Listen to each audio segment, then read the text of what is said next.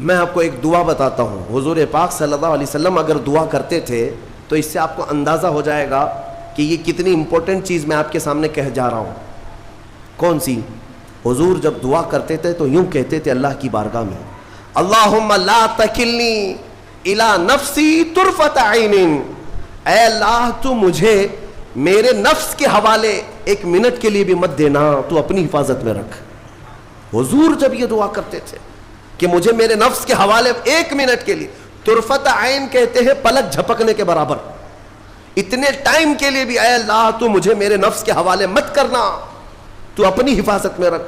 سید الانبیاء جب یہ دعا کرتے ہیں تو اندازہ کرو اے مومنو, نفس کی تباہ کاریاں کیا کیا ہیں, یہ کتنوں کو ہلاک کر دیتا ہے, کتنوں کا عمل ضائع کرتا ہے, کتنوں کا ایمان ختم کرتا ہے.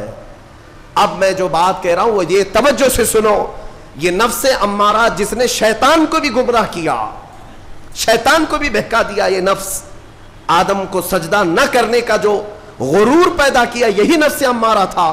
اس نفس امارہ کو اگر کوئی کنٹرول کرا سکتا ہے تو وہ ماہ رمضان المبارک ہے.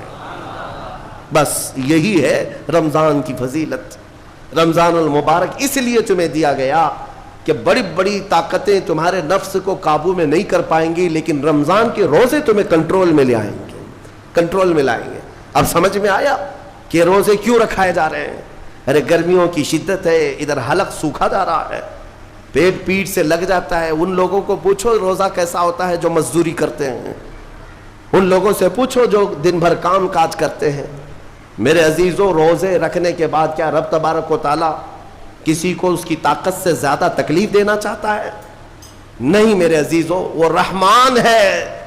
اس نے جب تمہیں ماں کے پیٹ میں 9 مہینے رزق دیا تو کیا کائنات میں نہیں دے گا؟ تمہیں ماں کے پیٹ میں بھی رزق دیتا رہا. تم جب دنیا میں آئے تمہارے ماں کے سینے میں خون سے دودھ کس نے بنایا؟ تمہارے رزق کا انتظام کرنے والا وہ خدا. اگر تمہیں حکم دیتا ہے کہ صبح سے لے کر شام تک بھوکے رہو تو یہ اس کا ظلم نہیں بلکہ یہ عین کرم ہے, اللہ تبارک و تعالیٰ کا رحم ہے تم پر کہ وہ مولا ہماری اصلاح چاہتا ہے کہ ہمارے اندر تقویٰ آ جائے, جسم میں بھی اور روح میں بھی. اب ایک اور بات میں آپ کو بتا دوں, میں نے ایک بات پڑھی تھی نفس کے متعلق, یہ نفس امارہ. اسی لیے امام غزالی رحمۃ اللہ تعالیٰ علیہ نے فرمایا اللہ کی جو مخلوق ہے وہ 3 طرح کی ہے, ایک فرشتے, دوسرے انسان, تیسرے جانور. یہ 3 الگ الگ قسم کی مخلوق ہیں کیونکہ اللہ تعالیٰ نے تینوں کو جو چیزیں دی ہیں ان میں فرق ہے. فرشتوں کو اللہ نے عقل دیا ہے, نفس نہیں ہے. نفس, شہوت, برائی کرنے کی خواہش فرشتوں کے اندر ہے ہی نہیں, وہ سوچ بھی نہیں سکتے برائی کرنے کا. فرشتوں کو اللہ نے عقل دیا ہے اور عقل عزت والی چیز ہے. اور جانوروں کو اللہ نے نفس دیا ہے, عقل نہیں. عقل والے نہیں ہیں جانور, عقل والے نہیں, لیکن نفس ہے, شہوت ہے, شہوت بھی ہے نفس بھی. لیکن انسان ایک ایسی مخلوق ہے جسے اللہ نے عقل بھی دیا ہے, نفس بھی دیا.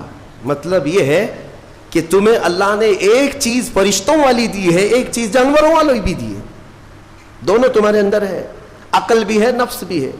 لیکن امام غزالی فرماتے ہیں توجہ, جو بندہ نفس ہونے کے باوجود گناہوں سے اپنے آپ کو بچا لیا وہ بندہ فرشتوں سے بھی افضل ہے.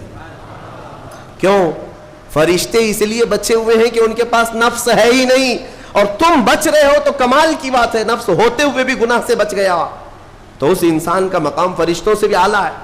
لیکن ساتھ ہی امام غزالی یہ بھی فرماتے ہیں عقل ہونے کے باوجود اگر گناہوں سے نہیں بچتا تو پھر وہ جانوروں سے زیادہ ذلیل ہے, کتے اور خنزیر سے بھی گیا گزرا ہے.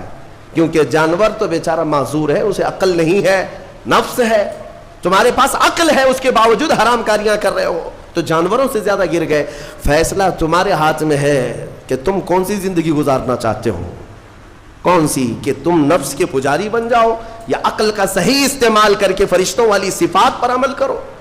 عزیزان گرامی وقار, نفس اور عقل یہ جو 2 چیزیں ہیں ان کو میں آپ کے سامنے تھوڑا سا کھول کر کے عرض کرتا ہوں. عقل جو ہے عزت والی چیز ہے, جسے بھی دی گئی ہے وہ عزت والا ہے. کیوں عزت والی ہے یہ عقل؟ پوری دنیا میں عقل کا ہی تو کمال ہے. جس کے پاس عقل ہے وہ بادشاہ ہے. جس کے پاس عقل ہے وہ لوگوں کو ہانکتا ہے, پوری دنیا کو ادھر سے ادھر کر سکتا ہے. عقل.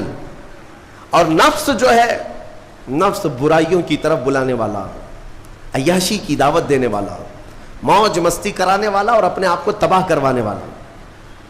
اچھے بھلے نوجوان 25 سال کی کڑیل جوانی ہے, کون ہے جو انہیں نشے کے اڈے پر لے جاتا ہے؟ کون ہے جو ان کو تباہ و برباد کرتا ہے؟ نوجوان کو اچھی طرح سے معلوم ہے کہ میں کوکین, افیون, ہیروئن لوں گا تو میرے جسم کے ساتھ کیا ہوگا, اسے معلوم ہے. لیکن اس کے باوجود عیاشی کروانا یہ نفس کی عادت ہے. کسی کے اوپر نفس غالب آتا ہے, کسی کے اوپر عقل غالب آتی ہے. عقل جس کے اوپر غالب آ گئی وہ اچھا آدمی ہے, نفس جس کے اوپر غالب آ گیا وہ شیطان کا پجاری ہو گیا, نفس کی سننے والا. اب یہ دونوں جو چیزیں ہیں میں بتاتا ہوں آپ کو. روایت میں ملتا ہے کہ جب اللہ نے عقل کو بھی پیدا کیا اور نفس کو بھی پیدا کیا تو اپنے سامنے حاضر کیا, عقل سے پوچھا کہ اے عقل بتا میں کون ہوں اور تو کون ہے؟ عقل نے کہا یا ربی انا عبدک وانت ربی, اے اللہ میں تیرا بندہ ہوں اور تو میرا رب ہے. عقل نے کیا کہا؟ میں تیرا بندہ ہوں اور تو میرا رب ہے. اللہ نے عزت سے نوازا, اقرار کیا نا بندہ ہونے کا. عقل نے اقرار کیا. پھر نفس کو بلایا, نفس سے پوچھا بتا میں کون ہوں اور تو کون ہے؟ نفس نے کہا انت انت انا انا, تو ہے میں ہوں. یہ غرور تھا نفس کے اندر, یہ گھمنڈ تھا نفس کے اندر کہ میں ہوں. نفس جس کے اندر غالب آتا ہے وہ آج بھی یہی کرتا ہے, میں ہوں, کسی کے سامنے کیا جھکنا ہے. تو حکم ہوا کہ اس نفس کو 100 سال جلایا جائے. 100 سال جلایا گیا, اس کو عذاب دیا گیا نفس کو. 100 سال بھگتنے کے بعد, آگ کی تپش بھگتنے کے بعد اسے پھر لایا گیا نفس کو. اللہ تعالیٰ نے پوچھا اے نفس بتا میں کون ہوں اور تو کون ہے؟ نفس نے کہا انت انت انا انا, تو ہے میں ہوں. غرور نہیں ٹوٹا, گھمنڈ نہیں ٹوٹا. حکم ہوا اللہ کی طرف سے فرشتوں کو, اس نفس کو اب 100 سال تک بھوکا اور پیاسا رکھا جائے, کوئی چیز نہ دی جائے. اسے سخت سزا دی گئی. بھوک اور پیاس کی نفس کو کوئی چیز نہیں دی گئی.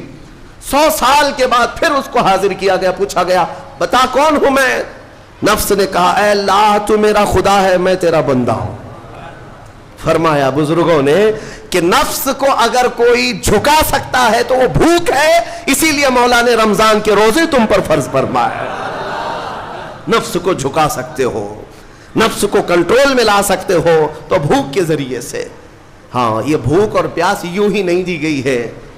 دنیا اگر سمجھتی ہو کہ مسلمانوں کو یہ بھوکا اور پیاسا رکھوایا جا رہا ہے تو انہیں کیا خبر ہے کہ روح کسے کہتے ہیں, نفس کسے کہتے ہیں. جو آلریڈی غلاظت میں پڑے ہوئے انہیں کیا سمجھ ہے. لیکن الحمدللہ ہمارا تصور ہے آخرت کا, ہمارے ہاں تصور ہے جنت کا, ہمارے ہاں تصور ہے جہنم کا, اللہ کی بارگاہ میں حساب کا. اس لیے ضروری یہ بن پڑتا ہے کہ ہم اپنی دنیا میں ہی اصلاح کریں.